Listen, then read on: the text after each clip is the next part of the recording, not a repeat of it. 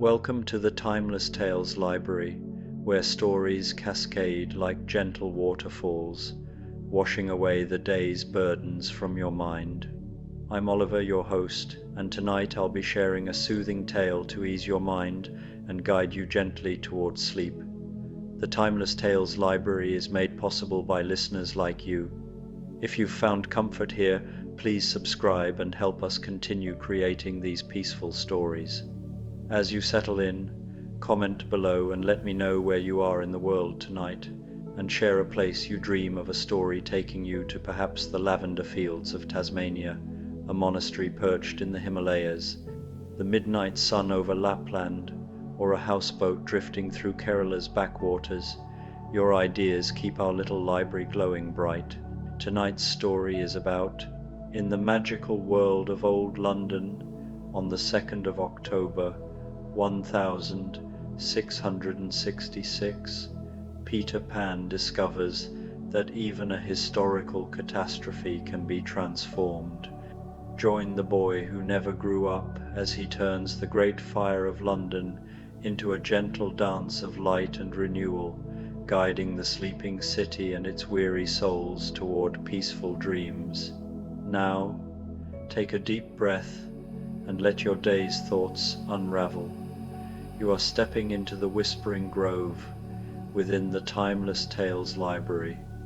This hall is lined with shelves carved like ancient trees, their branches entwined overhead, glowing faintly. The books here murmur softly, like leaves in a breeze, each carrying secrets of faraway lands, forgotten dreams, and hidden adventures. Feel the support of your bed beneath you, grounding you as your mind wanders through this magical grove. Relax your jaw, your arms, your legs. Let the soft whispers of the library trees wrap you in calm. Walk slowly among the towering shelves. Let the stories of the grove flow into your mind, carrying you deeper into peace and gentle dreaming. Peter Pan, an historical sleep story, the 2nd of October, 1666. The Great Fire of London Reimagined. The October night settled over London like a great velvet blanket, soft and deep with the promise of rest. In the narrow, winding streets below, the last of the candlelight flickered in cottage windows, casting gentle golden squares upon the ancient cobblestones that had witnessed centuries of footsteps, tears, and laughter. The Thames moved slowly through the heart of the city, its dark waters carrying moonlight like scattered silver coins, whispering ancient lullabies to the drowsy town that had grown up along its banks like a child nestled against its mother's side. The city breathed with the rhythm of sleep shutters closing with soft sighs, doors settling on their hinges with contented creaks, chimneys exhaling the last warm breath of evening fires into the star-scattered sky. Even the rats in the walls and the cats prowling the alleys moved with the languid grace of creatures caught in sleep's gentle spell. London in October was a city preparing for winter's long dreams, gathering its warmth close like a child pulling blankets up to chin. Street after street lay wrapped in peaceful darkness, broken only by the occasional glimmer of a night watchman's lantern as he made his rounds, calling out the hour in a voice that carried comfort rather than alarm. The cobblestones still held the warmth of the day's sun, releasing it slowly into the cool night air like a blessing bestowed upon all who walked these ancient paths. In doorways and window boxes, the last autumn flowers nodded sleepily, their petals heavy with dew that caught the starlight like tiny diamonds scattered by a generous hand. high above the sleeping rooftops, where the chimney smoke curled lazy spirals into the star-scattered sky, and the night wind played gentle melodies through weather vanes and bell towers, a familiar figure drifted on wings of starlight and dreams. Peter Pan moved through the cool October air with the grace of a leaf dancing on an evening breeze, his shadow following faithfully behind him like a loyal friend who had learned to trust in wonder rather than worry about tomorrow. The night felt different, somehow charged with possibility, humming with an energy that made his fingertips tingle with magic and his heart race with the anticipation of adventure. There was something in the air tonight, something that spoke of change and transformation, of endings that were really beginnings in disguise. The very stars seemed to pulse with secrets waiting to be discovered, and the moon hung like a silver doorway to dreams just beyond the edge of understanding. Peter paused in his flight, hovering above a particularly ancient part of the city where the buildings leaned against each other like old friends sharing stories, their timber frames dark with age and weather, their windows reflecting the starlight like sleepy eyes. He could hear the collective breathing of thousands of sleeping souls, the gentle symphony of a city at rest, snores and sighs, the creak of settling timbers, the whisper of wind through narrow alleys, all blending into a lullaby as old as human habitation. But underneath that peaceful music there was something else, a restlessness, a stirring, as if the very stones of London were dreaming dreams too large for their ancient foundations. The city felt like a great sleeping giant, content in slumber but stirring with the possibility of awakening to something magnificent and strange. The lost boys followed in his wake, their sleepy forms barely visible against the darkened sky. Slightly rubbed his eyes and yawned, his wooden flute tucked safely in his belt, carved from a branch of the home tree in Neverland and polished smooth by countless nights of music making.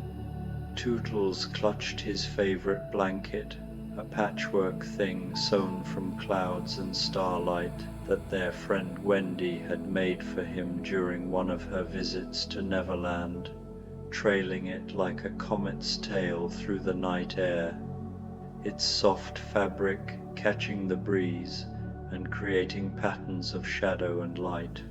The twins, Nibs and Curly, flew close together as they always did, their gentle snores harmonizing with the soft whisper of wind through the ancient city's eaves. They moved with the synchronized grace of creatures who had shared the same thoughts and dreams since birth, their identical forms creating mirror images against the star-filled sky. Behind them came the rest of the lost boys, each one unique in his drowsiness, some with arms outstretched like sleepy birds, others curled into balls like airborne hedgehogs, all of them trusting completely in Peter's guidance through the maze of dreams and possibilities that was London by night. "Look how peacefully they sleep," Peter whispered, his voice carrying the wonder he felt whenever he witnessed the mystery of human rest. He gestured toward the city below with a sweep of his arm that scattered stardust like glitter in the cool air, each mote sparkling briefly before dissolving into the darkness. Every window glows with the warm amber light of dying fires in hearths, each flame a tiny beacon of comfort in the gathering darkness. Indeed, The city below looked like a vast constellation that had settled to earth for the night, accepting the burden and blessing of providing light and warmth to human souls. Every home held its own small star candle flames dancing behind glass like tiny dancers performing for an audience of shadows, oil lamps burning steady and true like faithful sentries keeping watch over sleeping families, great hearth fires banking their coals for morning's revival, like wise elders conserving their strength for another day of service. The light was golden and gentle, speaking of families gathered for evening meals, of children listened to bedtime stories while safe in their parents' arms, of lovers whispering sweet words in the privacy of their chambers. It was the light of home and safety, of love made visible in flame and warmth, of all the small daily miracles that transformed houses into havens and strangers into families. Tinker Bell chimed softly from her perch on Peter's shoulder, her golden light pulsing gently like a miniature heartbeat that kept perfect time with the sleeping city's breath. She was unusually subdued tonight, her normal chatter replaced by a dreamy contentment that seemed to match the drowsy mood of London itself. Her tiny form radiated warmth and comfort like a living jewel crafted from concentrated happiness and polished to perfection by centuries of friendship and loyalty. She pointed with one delicate finger toward a small bakery on Pudding Lane, where the last embers of the day's bread-making still glowed warmly in the great brick oven that had served the neighborhood for 3 generations. The bakery stood like a monument to human industry and care, its weathered sign creaking gently in the night breeze, its windows dark except for the faint glow that seeped through the cracks around the oven door. The bakery was a cozy place, with flour-dusted beams overhead and shelves lined with loaves that would feed families throughout the following day.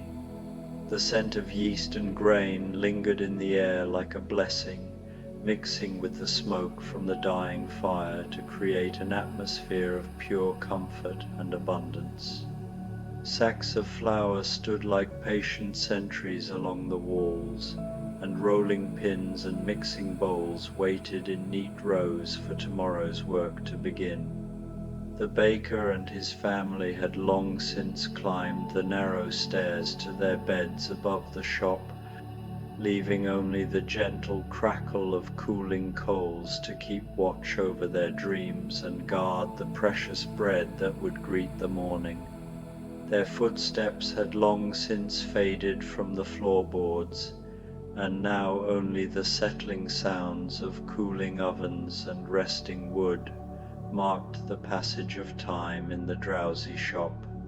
But as Peter drew closer, floating on a current of night air that smelled of wood smoke and autumn leaves and the distant promise of winter snow, he noticed something curious. The embers in the bakery weren't settling into peaceful sleep as they should. Instead, they seemed to be stirring, awakening with the restless energy of creatures who had been contained too long, reaching tiny fingers of light toward a pile of firewood stacked carelessly close to the oven's mouth. The wood was dry from the unusually warm autumn, seasoned oak and ash that the baker had purchased that very afternoon from a carter who sang songs while he worked and whose horses wore flowers in their manes. It was good wood, honest wood that had grown tall and strong in forests beyond the city, drinking sunlight and rain for decades until it was ready to give back warmth and light to human homes. The grain of the wood told stories of seasons and storms, of patient growth and quiet endurance, of roots reaching deep into rich earth while branches stretched toward the stars. But now it sat vulnerable in the orange glow of the restless embers, waiting unknowingly for transformation. The logs were stacked haphazardly, creating gaps and spaces where air could flow and flames could dance, an invitation to the fire that grew stronger with each passing moment. "How interesting," Peter murmured, tilting his head like a curious bird discovering a new song, his green eyes reflecting the distant glow of the embers. In his world of eternal childhood, even the most ordinary things held the potential for extraordinary adventure, and he had learned long ago that the most unexpected encounters often led to the most wonderful discoveries. He watched with growing fascination as one small flame detached itself from the main fire, moving with deliberate purpose across the wooden floor like a playful sprite seeking a new game. It left no mark on the planks as it traveled, but filled the air with the most beautiful light, not harsh or threatening, but warm and inviting, like liquid gold poured from a celestial chalice. The flame moved with personality and intention, pausing to examine a sack of flour with scientific curiosity, its light revealing the texture of the burlap and the fine dust that moated the air around it. It spiraled around a wooden rolling pin with playful delight, casting dancing shadows on the walls that looked like characters from fairy tales, princes and princesses, dragons and unicorns, all the creatures that lived in the stories mothers told their children before sleep. It was not the destructive force that grown-ups feared, Peter realized with growing excitement, but something far more wonderful, a creature of pure energy and joy, exploring its world with the innocent enthusiasm of a child discovering snow for the first time. It reached out to touch surfaces and objects with gentle curiosity, learning about texture and form through the medium of light and warmth. Tinker Bell chimed a note of gentle concern, her musical voice carrying undertones of worry that only Peter could fully understand. But Peter only smiled, that radiant expression that had charmed children and confounded adults for centuries beyond counting. His smile was like sunshine breaking through clouds, transforming the most ordinary moments into memories that would last forever. "Don't worry, Tink," he said softly, his voice carrying the confidence of someone who had spent eternity learning to see wonder where others saw only danger. "I think our little friend just wants to explore. Look how carefully it moves, how gently it touches everything. It's not angry or hungry, it's curious, just like we are." He descended slowly, his feet touching silently on the bakery's roof tiles, still warm from the day's sun and rough with age and weather. The tiles told their own story of service and endurance, having protected the bakery and its inhabitants through countless seasons of sun and rain, snow and wind. Through the small window, glazed with imperfections that turned the flame's light into 1,000 tiny rainbows, he could see the flame growing bolder, reaching out to touch the wooden beams with curious, glowing fingers that left trails of harmless light in the air. The lost boys gathered around him on the slanted roof, their own curiosity awakened by the strange beauty unfolding below. The wooden shingles creaked softly under their combined weight, but held firm, as if the very building wanted to support their witness to the miracle taking place within its walls. Tootles pressed his nose against the cool glass, his breath fogging the surface in little puffs that caught the flame's reflection like captured stars. "It's dancing," he whispered in wonder, his young voice filled with the same awe that children feel when they first see fireflies blinking in a summer garden. "Just like we do in Neverland when the fairy lights come out to play, when the whole forest fills with music and everything glows like it's made of magic." "All flames want to dance," Peter said softly, his voice carrying the wisdom of someone who had spent eternity learning the secrets of joy and transformation. "They reach always toward the sky, toward the stars that are their distant cousins scattered across the heavens like diamonds on black velvet. But they've forgotten how to be gentle. They've forgotten that they can create wonder instead of fear, beauty instead of destruction, light instead of consuming shadow." The flame had grown larger now, not with threatening hunger but with enthusiastic joy, like a child finally allowed to run and play after being confined indoors on a rainy day. It spiraled up one wooden beam, caressing the grain with gentle fingers of light that revealed the beautiful patterns hidden in the wood halls and lines that told the story of seasons and storms, of patient growth and quiet endurance, of a tree that had once stood in a sun-dappled forest, home to birds and squirrels and all the small creatures that make their lives in the company of growing things. Where the flame touched, the wood didn't burn but seemed to remember its life as a living tree, glowing with a soft inner radiance that was utterly beautiful. The beam pulsed gently with remembered life, as if the flame was awakening memories that had slept within the grain since the tree was felled and shaped into lumber. Rather than alarm, Peter felt a familiar surge of delight. Here was magic in its purest form, wild, unpredictable, alive with possibility. But he also recognized something else in the flame's eager dance: loneliness.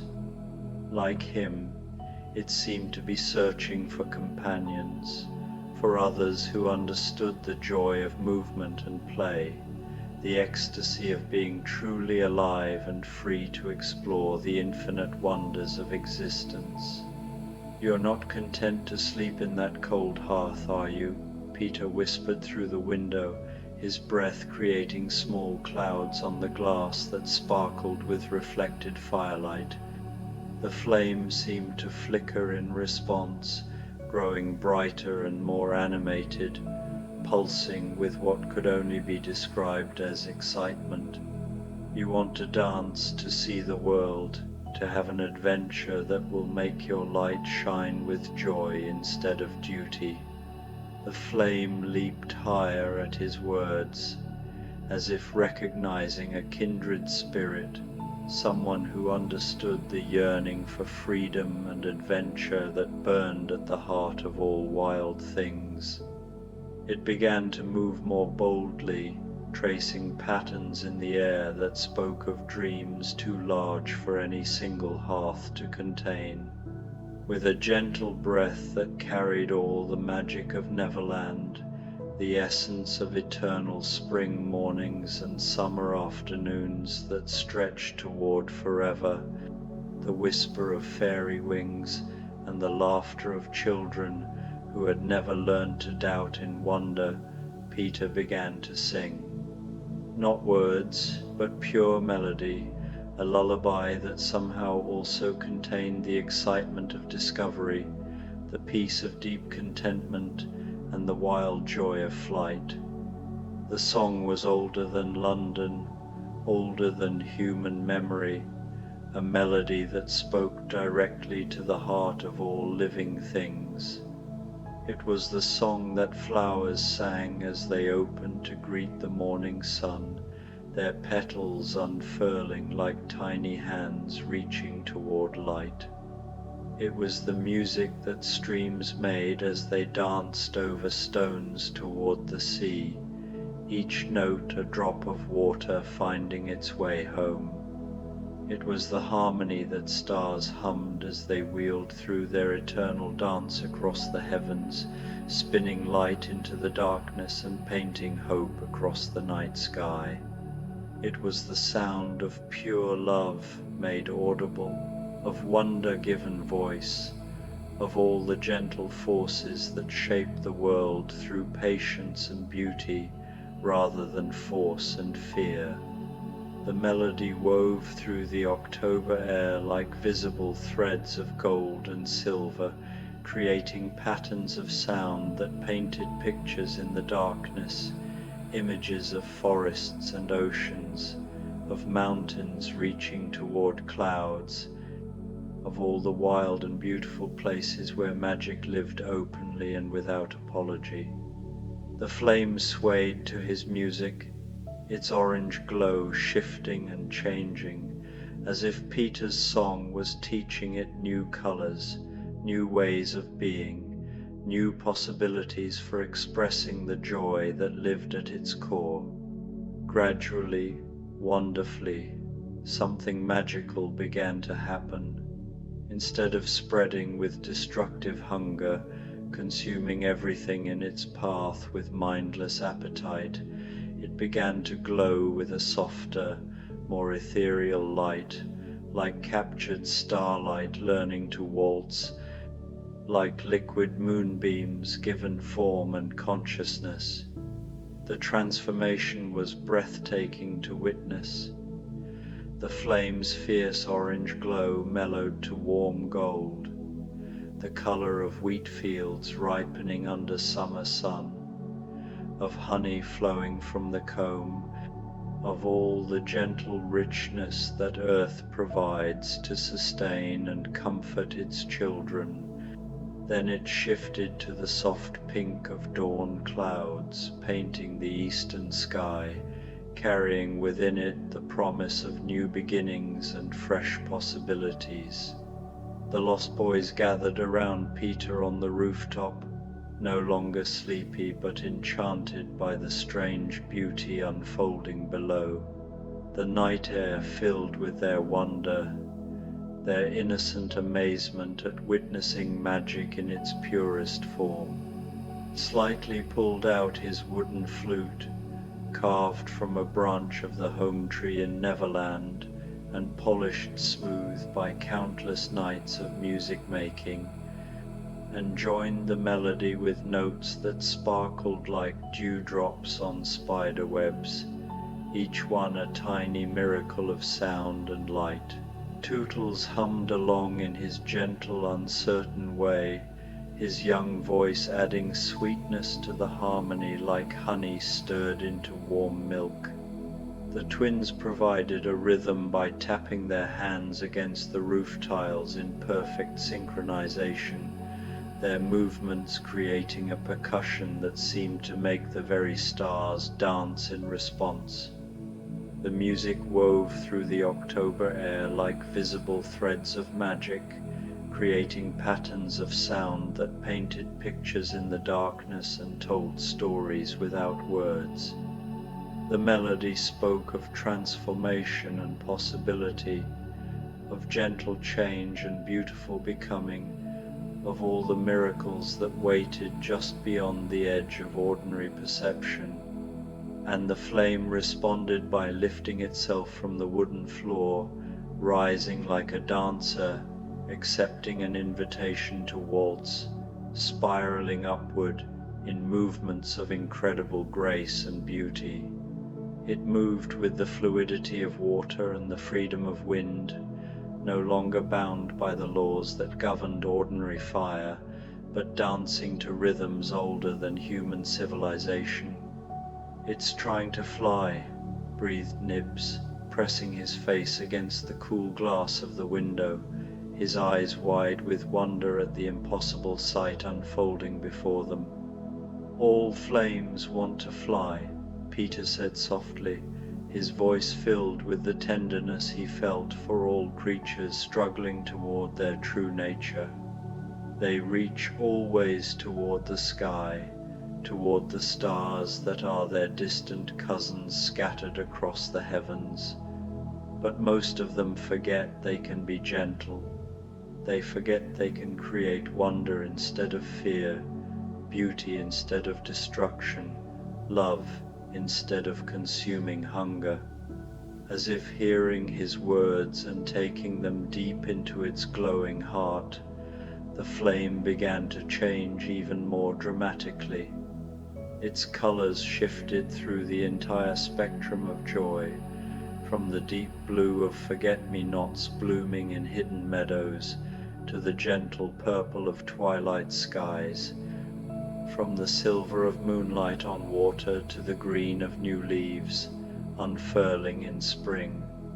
Each color carried its own emotional resonance, its own gift of peace and beauty, its own message of hope and transformation. It spiraled upward through the bakery with increasing confidence and joy, not consuming but caressing everything it touched, not destroying but transforming. Where it passed, the wooden beams began to glow with the same ethereal light, as if they were remembering what it felt like to be living trees reaching towards sunlight, their roots deep in rich earth, their branches home to singing birds and rustling leaves. The sacks of flour seemed to shimmer with inner radiance, as if the grain remembered the golden fields where it had grown, the wind that had bent the wheat stalks in waves like an ocean of plenty, the rain that had nourished the seeds through their long journey from planting to harvest. The rolling pins and mixing bowls caught the light and held it, glowing like humble chalices filled with liquid starlight, transformed from simple tools into objects of wonder and beauty. Even the stone walls of the bakery began to pulse gently with remembered warmth, as if they recalled the quarry where they had been shaped by patient hands and loving craft, the mountains where they had rested for millennia before being called to serve human needs. Everything the flame touched was awakened to its own inner beauty, reminded of its connection to the great web of life that linked all things in bonds of love and purpose. The flame reached the ceiling and, instead of setting the ancient beams ablaze in a conflagration of destruction, it passed through the wood like water through a sieve, like light through crystal, emerging on the roof, where Peter and the lost boys waited with hearts full of wonder and anticipation. The transition was seamless and beautiful, a demonstration that the boundaries between materials were no barrier to creatures made of pure energy and love. It hovered before them, no longer a wild force of destruction, but a creature of pure light and curiosity, pulsing gently in time with the night breeze that carried the scents of sleeping gardens and distant forests. Its radiance was warm but not burning, bright but not blinding, beautiful beyond description or comparison. Up close, Peter could see that the flame wasn't really one creature but countless tiny sparks dancing together in perfect harmony, each one an individual note in a symphony of light. They moved in patterns too complex and beautiful for the human eye to fully comprehend, weaving in and out of existence like thoughts made visible, like dreams given form and substance. "Hello there," Peter said, extending his hand with the same gentle courtesy he would offer to any new friend, his voice carrying all the warmth and welcome that had drawn countless children to Neverland over the centuries. The flame settled onto his palm like a butterfly made of living light, establishing a connection that was both physical and spiritual, a bridge between the world of matter and the realm of pure energy. The flame pulsed with contentment, with gratitude, with the deep joy of being truly seen and understood for what it really was beneath its fearsome reputation. In its light, Peter could see reflections of all the hearth fires it had been part of, all the families it had warmed, all the meals it had helped to cook, all the stories it had listened to in the long winter evenings when humans gathered around its warmth for comfort and companionship. "Would you like to see the city?" Peter asked, his voice gentle as summer rain on flower petals, carrying within it the promise of adventures beyond imagination. "Would you like to meet others of your kind? Would you like to learn that fire can be something other than feared and contained, that it can be celebrated and loved and invited to play?" The flame flickered what could only be described as delight, its colors shifting rapidly through the entire spectrum of joy, rose pink excitement, golden anticipation, deep blue contentment, silver hope, and 1,000 other hues that had no earthly names, but spoke directly to the heart of anyone who witnessed them. And suddenly Peter understood, with the clarity that comes only to those who have never lost their connection to magic and wonder. Throughout London, in every hearth and fireplace, in every oil lamp and candle, flames just like this one were settling into cold sleep for the night, banking their fires and dimming their lights as duty demanded, accepting the role of servants when they could be so much more. But what if they didn't have to? What if, just for tonight, they could all come out to play? What if the entire city could become a constellation not of distant stars, but of living light made joyful and free, of fire transformed from servant to artist, from tool to teacher? With Tinker Bell adding her golden dust to his magic, each mote sparkling like captured laughter as it swirled through the night air and settled on the flame like a blessing, and the Lost Boys providing a chorus of gentle melodies that seemed to make the very darkness sing with joy, Peter began to call to the flames throughout the city, not with the harsh summons of destruction, not with the commanding voice of those who sought to use fire as a tool of war or conquest, but with the soft invitation of friendship, the gentle call of one child to another, the whispered promise of adventure and wonder that no wild thing could resist. "Come out," he sang without words, his voice carrying across the sleeping city like whispered secrets shared between best friends, like the sound of wind through leaves in a magical forest. "Come out and dance with us in the cool October air.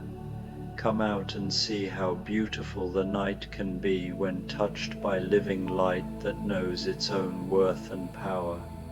Come out and remember that you are not servants or slaves, but spirits of joy and wonder, creatures of magic and possibility, children of the same cosmic forces that set the stars spinning in their courses and paint the dawn sky with colors that have no names but fill every heart with hope. The response was immediate and breathtaking, like the moment when a symphony begins and hundreds of instruments join together in perfect harmony.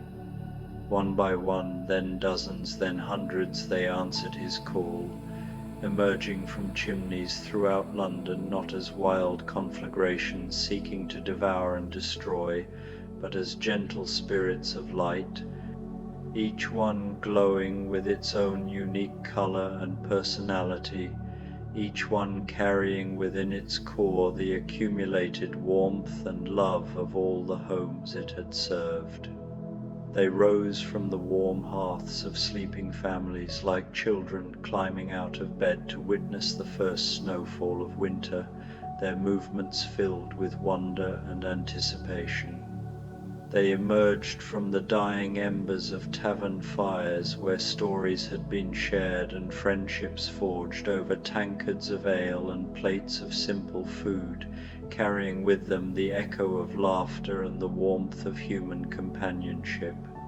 From the forges of blacksmiths who shaped iron into beauty and utility, flames arose carrying the memory of sparks dancing like fallen stars, of metal transformed by heat and skill into tools and weapons and works of art. From the ovens of bakers throughout the city, flames emerged carrying the essence of bread and comfort, of the daily miracle that transformed grain into sustenance for body and soul. Individual flames emerged like human souls, each with its own character. Some were shy and tentative, flickering pale yellow like newborn stars. Others were bold and confident, burning steady blue and green like ocean waves. A few were ancient, glowing deep purple and burgundy, holding the wisdom of ages. They gathered around Peter like children to a beloved teacher, swirling and dancing above the rooftops. They moved in spirals and soaring arcs, no longer bound by hearths and lamps. London was transformed into a fairy tale city where magic lived openly, the air sparkling with enchantment. "Shall we create a symphony of light?" Peter asked, and what followed was the most beautiful sight London had ever seen. He conducted the flames with playful, graceful gestures, guiding them through the streets and across squares. The flames wove around church spires and towers, turning every building into art. The Tower of London became a fairy tale castle, and St. Paul's Cathedral a beacon crowned with stars. They danced across London Bridge like a river of light reflecting in the Thames. In the poorest alleys they brought warmth and beauty, illuminating forgotten corners and filling sleeping dreams with hope. The lost boys joined the dance, their laughter and music guiding the flames into intricate patterns. London slept a deeper, more peaceful sleep. Children dreamed of flying, and adults remembered their own childhood wonders. The flames themselves grew more joyful, their colors more vibrant. They sang a harmony of crackles and whispers, a chorus of crystal bells ringing with joy. Peter led them to the highest point in the city, where they gathered in a great circle of light. It pulsed with cosmic rhythm, sending ripples of color over the sleeping city. "You have shown me that even fire can be gentle," Peter said. "You've shown me that the wildest forces can learn to dance with love instead of rage." London's Great Fire transformed from a catastrophe into a celebration. Peter Pan, with his band of lost boys, guided the city's flames on a night of dance and discovery. The flames, once destined to destroy, instead learned to love and give. They became like the northern lights, their colors shifting with wonder and friendship. Peter explained that magic isn't about power, but about transformation, making the frightening beautiful and finding joy in challenges. Tinker Bell's sweet melody inspired the flames to dance, mingling with her dust to create glittering starlight. This harmony proved that true beauty comes from many voices working together. As dawn neared, the flames returned to their hearths and ovens, but they were changed. They left fragments of their light in windows, on door frames, and even on cobblestones, turning London into a city of subtle, beautiful radiance. They had learned to burn cleaner and brighter, giving more light and heat with less fuel. The people of London awoke to a city renewed by magic. Fires burned perfectly, candles shone with a new peacefulness, and even the air seemed to shimmer with possibility. Children woke up laughing, and adults hummed unknown melodies. The city had been touched by something beautiful while it slept. The lost boys flew back to Neverland, their dreams filled with the night's magic. When Tootles asked if it was real, Peter replied, "If it changes you, if it brings joy, isn't that the most real thing of all?" The Great Fire of London, now a legend, was no longer a disaster but a story of love, transformation, and a city that learned to dream.